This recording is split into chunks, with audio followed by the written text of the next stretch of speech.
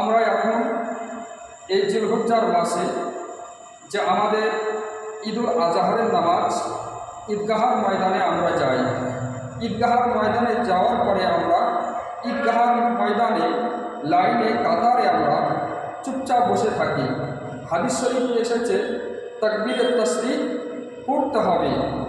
তাকবীরে তাসরিক একবার পড়তে হবে। ব্রাদার ইসলাম, তাকবীরে তাসরিক ঈদুল আজহারের নামাজে আমাদেরকে পড়া দরকার, একবার পড়া ওয়াজিব।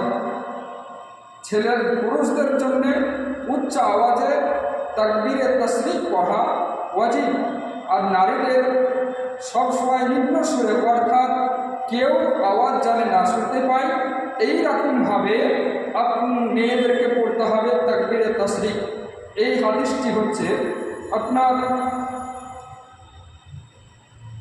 ফতোয়া ইসলামী প্রথম খণ্ড, ফতোয়া ইসলামী প্রথম খণ্ড 563 পৃষ্ঠার মধ্যে আছে।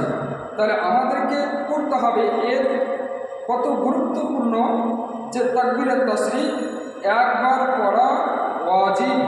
অতএব আমাদেরকে পড়তে থাকতে হবে, আমল করতে হবে। আসসালামু আলাইকুম ওয়া রাহমাতুল্লাহি ওয়া বারাকাতুহু।